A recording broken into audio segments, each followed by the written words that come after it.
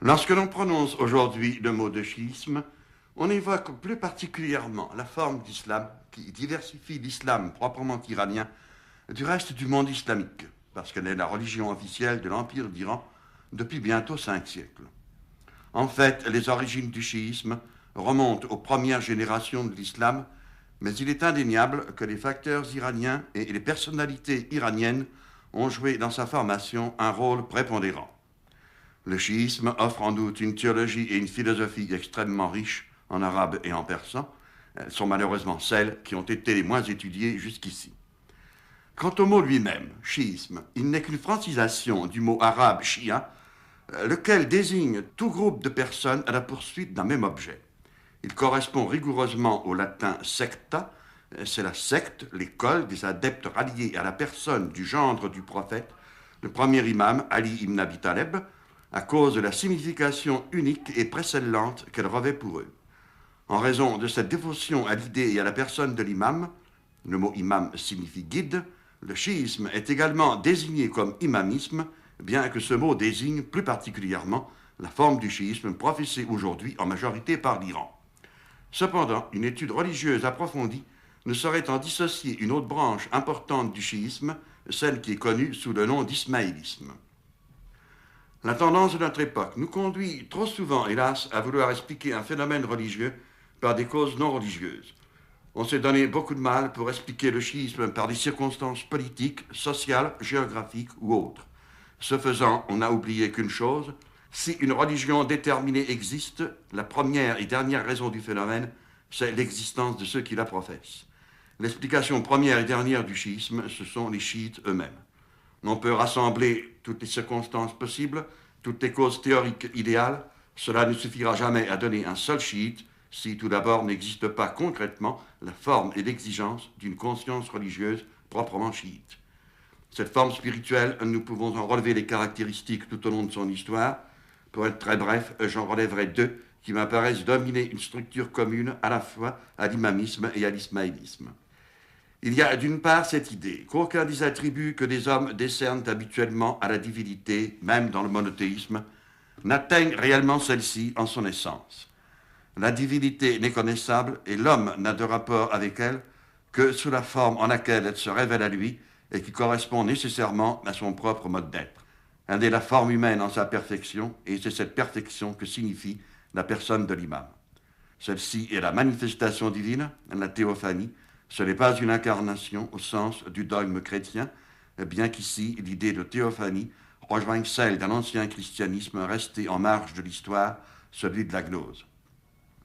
D'autre part, il y a cette idée que l'écriture révélée, le texte du livre saint, le Coran, comporte une apparence littérale exotérique et un sens spirituel ésotérique.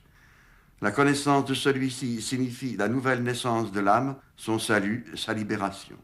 Or, le premier détenteur de ce sens fut précisément l'héritier spirituel du prophète, le premier imam, et après lui, ses descendants directs.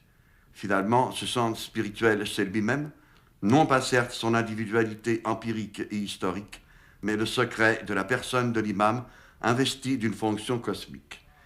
C'est pourquoi la connaissance salvatrice peut être désignée comme étant la connaissance de l'imam. Et cela déjà suffit à nous faire entrevoir d'une part la diversification profonde du chiisme à l'égard de la majorité sunnite de l'islam, et d'autre part sa consonance avec cette forme religieuse que nous connaissons d'ailleurs sous le nom de gnose, qui exista dans le christianisme, mais qui préexistait à celui-ci, comme elle préexista à l'islam. La concentration de la piété vécue et de la réflexion philosophique sur la personne de l'imam, élevée ainsi au rang d'un archétype, nous permet également de saisir l'unité qui persiste sous les diversifications du chiisme.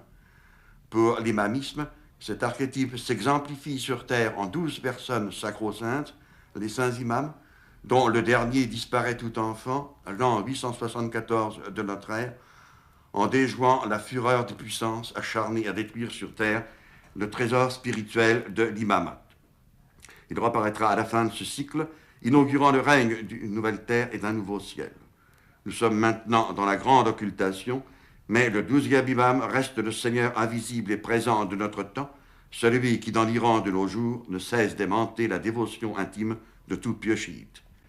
Dès les premiers temps qui suivirent sa disparition au IXe et Xe siècle de notre ère, la pensée chiite commença à élaborer ses traditions propres et ses thèmes majeurs. Parmi ses principaux docteurs figurent des notabilités iraniennes, Kulaili, Imbabouye, Abu Ja'far Toussi, et ce n'est point un hasard. Il n'y a aucune relation, aucune raison de minimiser l'importance d'un tel fait. Les vicissitudes traversées par le petit groupe de fidèles chiites seront souvent très dures. Ils n'émergeront des tracas et des persécutions qu'avec l'avènement de la dynastie safavide en Iran au début du XVIe siècle. Ce nombre 12 que nous venons de relever ne résultait pas d'une constatation empirique. Lui aussi est un nombre archétype, un chiffre symbolisant une totalité parfaite. C'est de la même manière qu'il faut entendre le chiffre 7 qui caractérise le chiisme ismaélien. Ces nombres expriment à la fois un rythme de la conscience et une loi cosmique. On désigne souvent pour cette raison les deux grandes branches du chiisme comme celle des duodécimains et celle des septimaniens. Ces derniers, ce sont les ismaéliens, chez qui le sens ésotérique du véritable islam est poussé beaucoup plus loin que dans l'imamisme. Ces chiites ismaéliens, que l'on a parfois désignés comme les templiers de l'islam, représentent en tout cas par excellence la gnose en islam.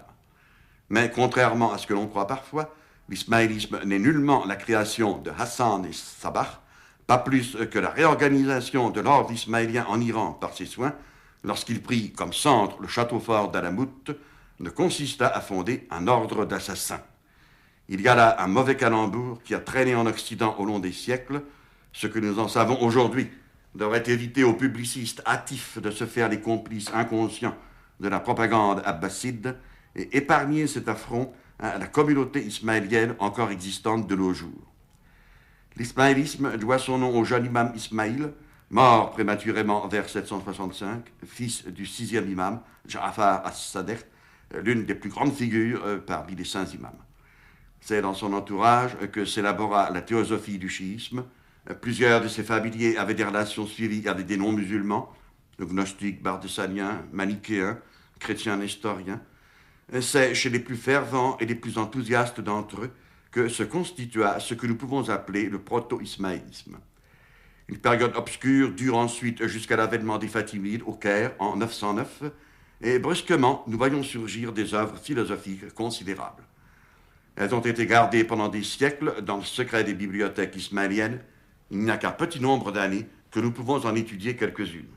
Mais ici encore, nous relèverons que les noms des grands penseurs qui ont élaboré des synthèses aussi imposantes et originales que celles d'Avicenne sont encore au Xe et au XIe siècle des noms iraniens, Abu Yaqub Sejestani, Moayyad et Shirazi, Nasser et Khosrou, Hamid ad-Din Kermani, etc.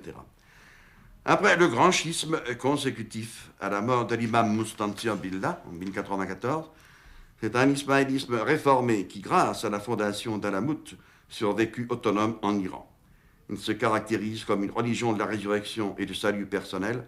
Il ne fallut pas moins que la tempête mongole pour abattre l'organisation de ses commanderies en 1256, sans pouvoir pourtant l'arracher de la terre iranienne.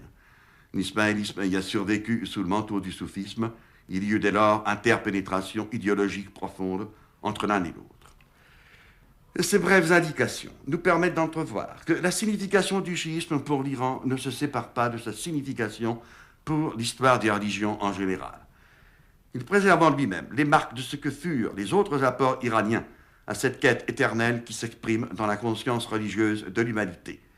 Nous en avons relevé les connexions avec la gnose, et l'idée même de l'imam, avec les récurrences de ses théophanies, est homologue à l'idée du vrai prophète dans le judéo-christianisme, le tout primitif christianisme groupé autour de Saint Jacques de Jérusalem.